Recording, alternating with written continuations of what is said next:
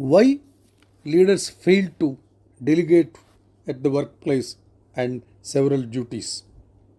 There is a favorite game in Olympic sport to watch the track relay. The runners make blindly reaching for a baton at very high speed while staying in lanes look incredibly easy. But in truth, what they are doing is extremely difficult and it is a lot like delegating effectively. Delegating sounds easy and others who can do it well make it look easy, but passing the baton effectively requires a lot of trust, communication, and coordination. Still, if you learn how to delegate and you do it well, everyone on your team wins. Why it is very important to delegate? As a leader, delegating is important because you cannot and should not do everything yourself. Delegating empowers your team, builds trust, and assists with professional development. And for leaders, it helps you to learn how to identify who is the best suited to tackle tasks or important projects. Of course, delegating tasks can lighten your workload, but professor of management say that delegating does much more than just get stuff off your plate. For one, people who work for you, you should be able to develop new skills and again give him an opportunity to gain knowledge which prepares them for more responsibility in the future. Delegation can also be clear sign that you respect your subordinates abilities and that you trust their discretion.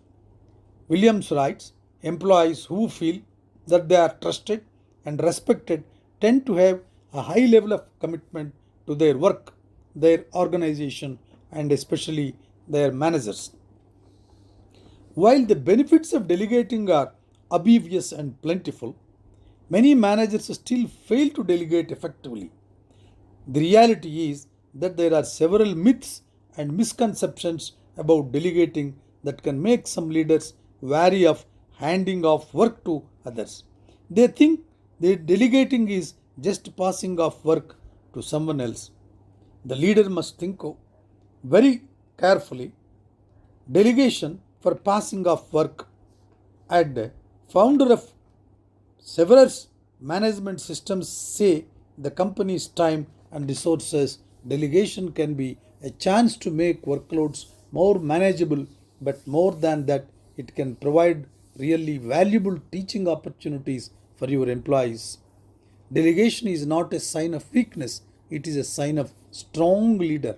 Many leaders think by delegating they will be losing control, their importance will be lessened, but it is not a fact because by delegation definitely they will gain more momentum, more acceptance, more love from the subordinates, and they will be the true leaders and beautiful leaders.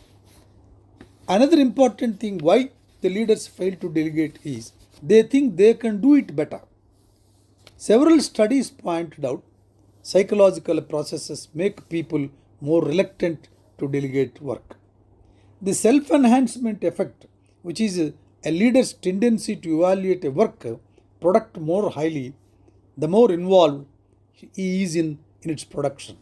The faith in supervision effect, which is when people have a tendency to think work performed under the control of a supervisor is better than work performed without as much supervision.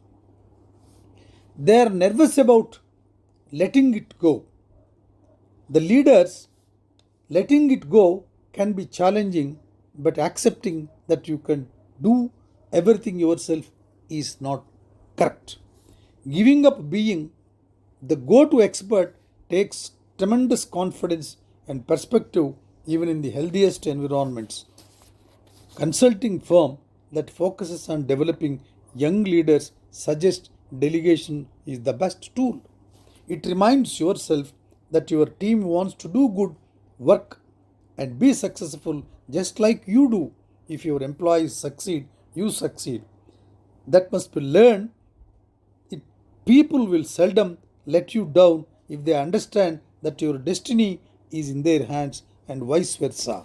That is what the view expressed by several management experts. They are worried delegating will take longer than just doing the work.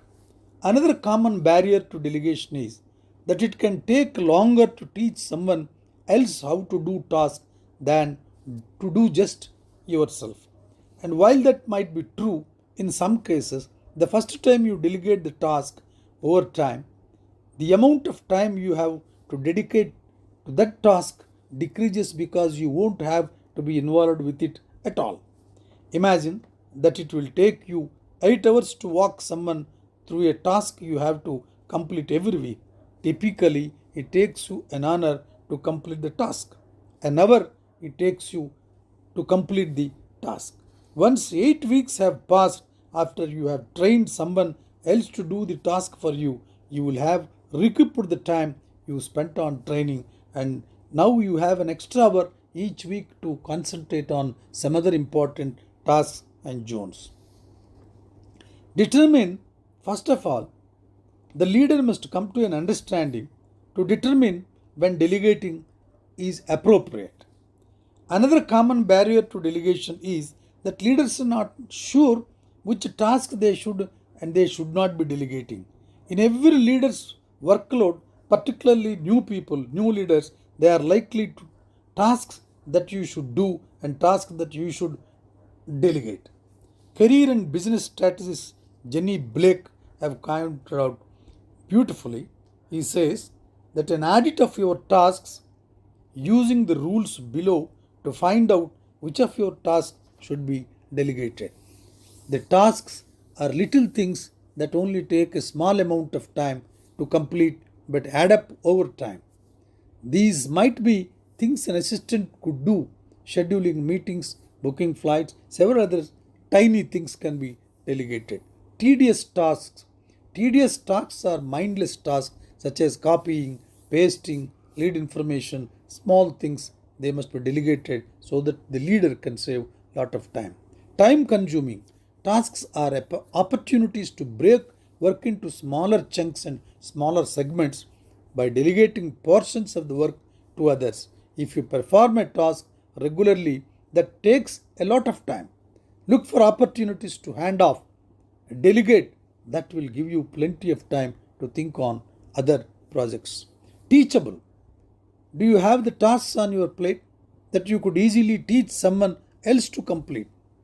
If the task is entirely teachable, if it does not require expertise that only you can provide, it is a worthwhile task for delegation. Terrible at. Maybe you have no design skills, so it takes you 6 times as long to create graphics for your blog or posts, etc. It would be a professional designer. It is better to delegate the task to someone who is more equipped to do work quickly and well. Time sensitive is a very important point. Maybe it would be better if you handle all of the tasks belonging to a time sensitive project, but if you won't have time to complete it, doing it all on your own, it is time and it is appropriate to find ways to delegate parts of the task to other members of your team and see the total project is completed in time and impress the management and achieve the task in time. Additionally, you may need to consider delegating tasks you love doing but are no longer part of your job. If you recently moved into a leadership role, you may have pet projects from your days as an individual contributor, but if it is now someone else's job to complete those tasks, it is time to delegate and teach that person how to do it for you. This is a very important information and communication systems to be developed to the leaders in order to delegate their tasks by turning them into several segments and cutting them into pieces and handing over to several people and gain the time to concentrate on some other important missions and to gain the time to concentrate on some other focusing points. So hence the leaders in India, majority of them, they have a barrier in their thinking. Delegation means they are losing their importance. Delegation means they have no trust on their subordinates whether they are able to do or not. These two barriers must be crossed by the managerial people, leaders, and all important people in the pivotal positions of the management.